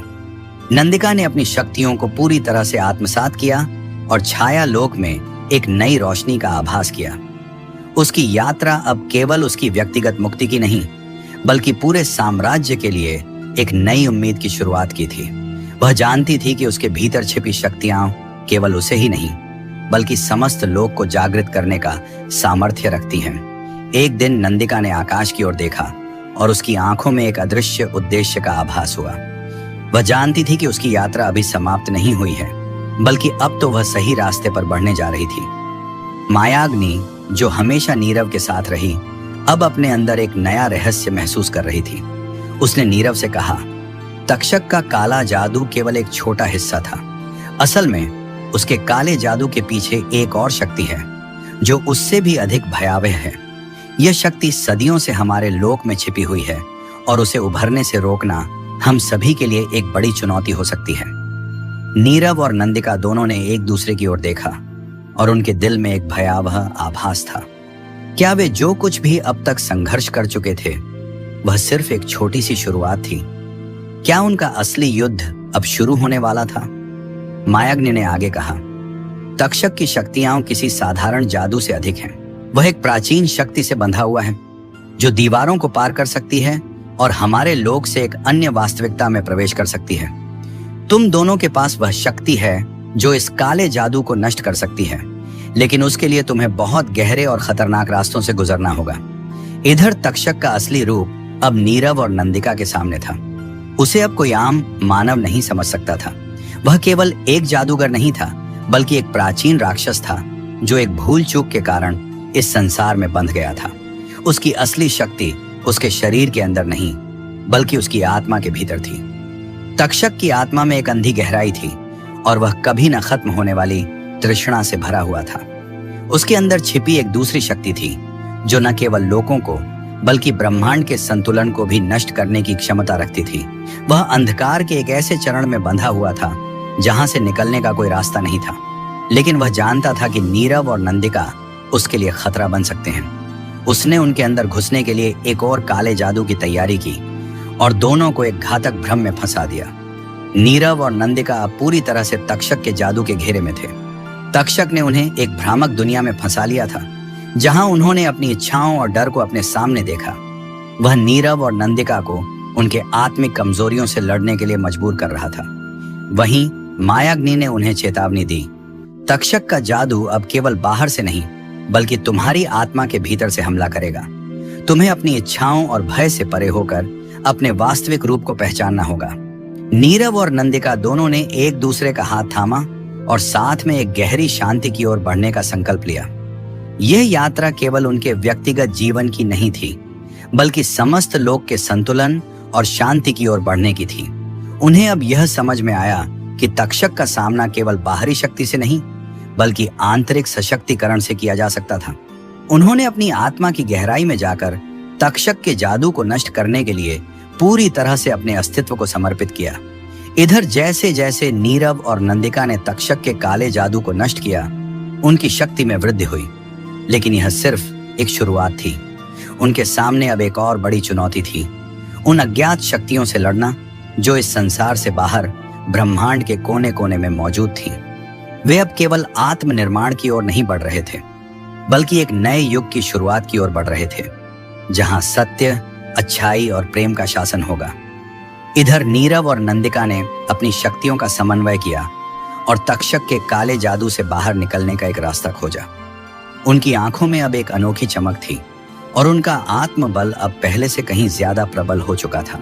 तक्षक ने उन्हें भ्रमित करने की पूरी कोशिश की, लेकिन नीरव और नंदिका अब अपने अस्तित्व की गहराइयों में जाकर उस काले जादू का सामना करने के लिए तैयार थे। तक्षक की शक्ति थी, वह केवल जादूगर नहीं, एक प्राचीन राक्षस था जिसका जन्म भी अंधकार से हुआ था। उसकी शक्ति का स्रोत केवल बाहरी नहीं बल्कि आंतरिक था। वह एक प्राचीन आत्मा था जो इस संसार में बुराई का प्रतीक बन चुका था। लेकिन नीरव और नंदिका ने अपनी आंतरिक शांति और विश्वास के साथ उसकी इस शक्ति का सामना किया। एक निर्णायक क्षण आया जब तक्षक ने अपने पूरे बल से नीरव और नंदिका पर हमला किया। उसने दोनों को एक अंधेरे और गहरे कूप में फेंक दिया, जहां उनका अस्तित्व एक भयंकर अस्तित्व के साथ संघर्ष कर रहा था। लेकिन अब वे उसे समझ चुके थे। काले जादू का असली रास्ता सिर्फ बाहरी शक्ति से नहीं बल्कि आंतरिक विश्वास और साहस से होकर जाता था। नीरव ने अपनी आंखें बंद की और अपने भीतर एक शांति का एहसास किया। उसने अपनी पूरी शक्ति से तक्षक के जादू को नष्ट करने का संकल्प लिया।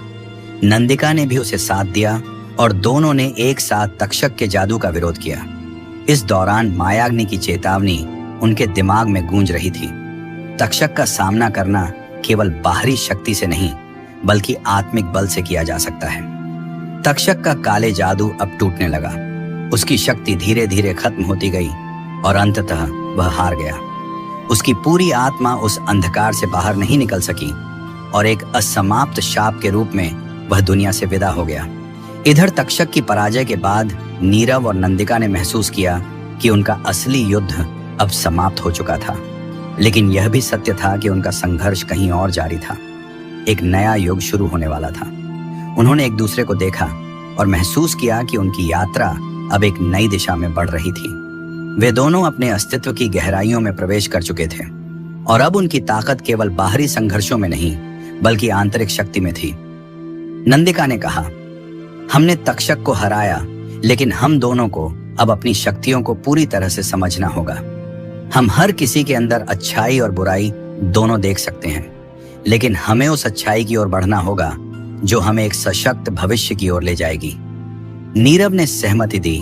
हमें यह समझना होगा कि हम अपनी ताकतों से सिर्फ खुद को नहीं बल्कि समस्त लोक को जागृत कर सकते हैं। ये हमारी यात्रा का असली उद्देश्य है। समय के साथ नीरव और नंदिका ने दुनिया को एक नई दिशा दिखाने का संकल्प लिया।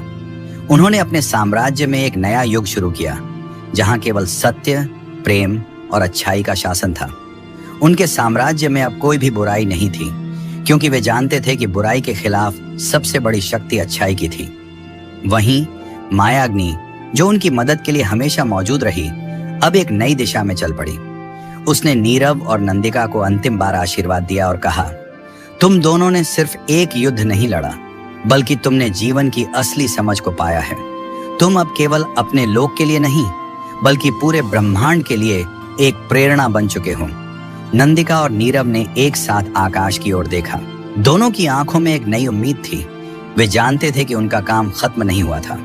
उनका जीवन अब केवल एक लोक तक सीमित नहीं था, बल्कि उन्हें ब्रह्मांड के संतुलन को बनाए रखने के लिए अपनी शक्तियों का सही दिशा में प्रयोग करना था। और यह यात्रा अब केवल एक शुरुआत थी। जैसे जैसे समय बीतता गया, नीरव और नंदिका ने अपने साम्राज्य में शांति और समृद्धि स्थापित की। उनका नाम दूर दूर तक फैला और लोग उन्हें केवल एक राजा और रानी के रूप में नहीं, बल्कि दो आत्मिक गुरु के रूप में पूजा करने लगे। वे जानते थे कि उनका उद्देश्य केवल अपने लोक के लिए नहीं, बल्कि संपूर्ण ब्रह्मांड के संतुलन के लिए था। उन्होंने अपने जीवन को एक उदाहरण बना दिया कि कैसे आत्मनिर्माण और आंतरिक शांति के माध्यम से किसी भी बुराई को हराया जा सकता है। वे अब अपने साम्राज्य के लोग और आने वाली पीढ़ियों के लिए एक स्थायी मार्गदर्शन बन गए थे। कहानी के अंत में नीरव और नंदिका दोनों ने अपने अस्तित्व के अंतिम सत्य को जाना। वे जानते थे कि सच्ची मुक्ति केवल बाहरी दुनिया की बाधाओं से नहीं, बल्कि आत्मा की शांति से प्राप्त होती है। वे अब संतुष्ट थे, क्योंकि वे जानते थे कि उनका संघर्ष अब पूरी तरह से समाप्त हो चुका था। उन्हें अब किसी युद्ध की आवश्यकता नहीं थी, क्योंकि वे दोनों अपने भीतर के युद्ध को जीत चुके थे। वे अब अपनी आत्मा की गहराइयों में शांति और संतुलन का अनुभव कर रहे थे। कहानी समाप्त होती है, लेकिन नीरव और नंदिका की यात्रा हमेशा के लिए जीवित रहेगी। यह एक संकेत था कि असली शक्ति बाहरी बलों में नहीं, बल्कि भीतर की आत्मा में होती है, और उसी से सच्ची मुक्ति मिलती है।